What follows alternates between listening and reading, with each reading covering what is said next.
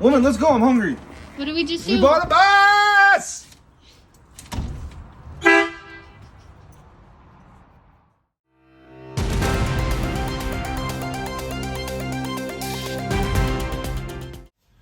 Alright, so we got the bus back.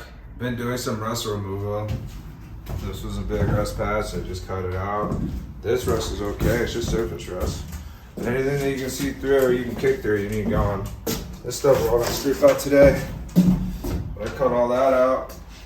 That was all rusted. Rust removal. So he's gonna grind, not too much, just as he said, the little flakes. And then after that's done, we're good to go.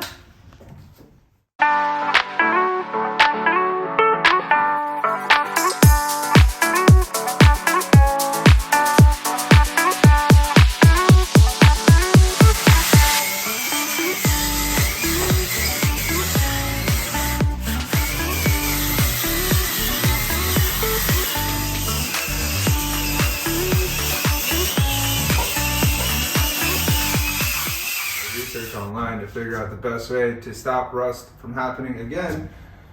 Now I found this chassis saver. It's really expensive though. It's like $120 a gallon. But the idea behind, from all my research, is you're supposed to be able to paint right over rust. After you remove all the flaky stuff, you still want rust on the ground. This adheses to it. It turns it into a different compound. It won't let it rust again. It makes it water impenetrable. It's pretty serious stuff. Okay guys, so we have grinded out all the little flakes. We have swept out and Swiffered. It's all clean. So now Shane is out there. He's prepping what we talked about before, the paint that we're going to be using. And then I'm going to start painting, starting from the back of the bus and then moving down to the front of the bus. And then we have to let it sit for about 24 hours.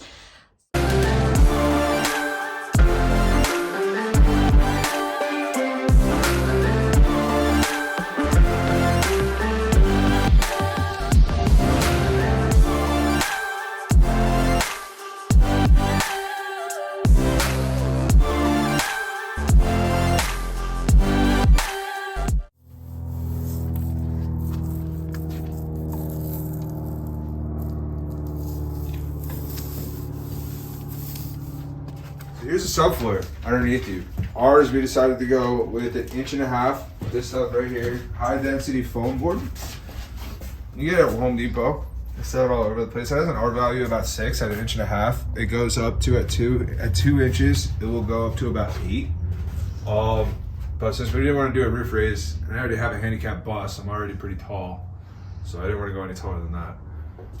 So that's what we used. That's also why we didn't have to cover up all the holes in the floor underneath that, was because this stuff was actually meant to go underneath the house.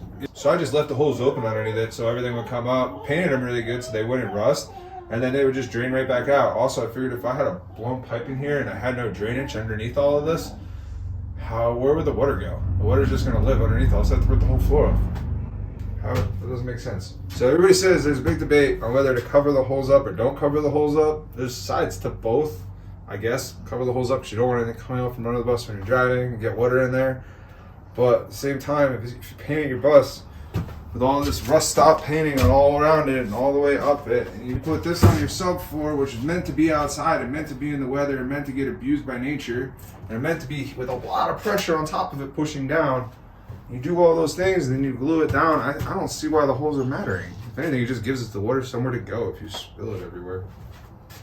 Other than the insulation part of the floor, the top part is 3/4 inch subfloor. I didn't want to do 1/2 inch because I was putting so many cabinets and different things and attaching them to the subfloor. I wanted it to be very sturdy.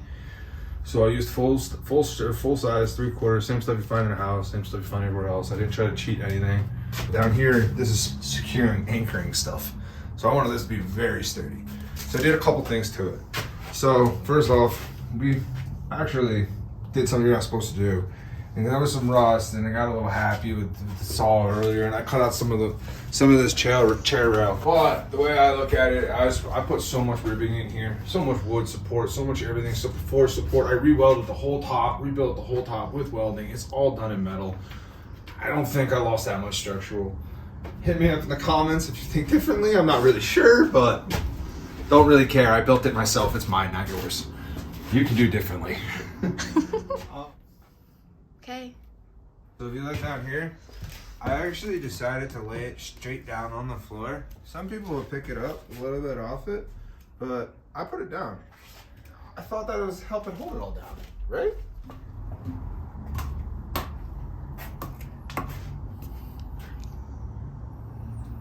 Bye.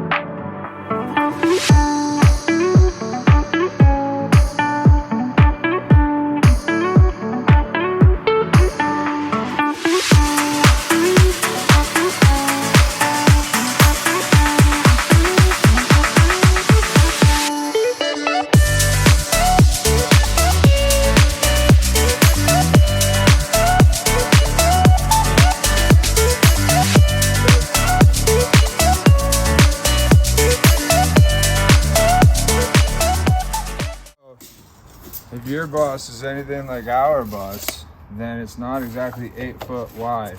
It's a little bit short.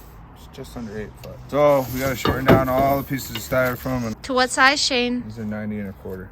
Cut styrofoam in a straight line, a clean razor, and you give yourself a guideline right off it after you pull your measurement. And then I'll show you the fucking trick. That What is it? is a bread knife. Bread knives make your life really easy with styrofoam. You get started and put some weight on it where your cut was with that razor.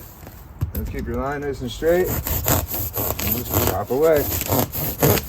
Nice slice of bread. That is all. And then you bevel the backside just in case it's a little bit long. You'll make it squeeze in.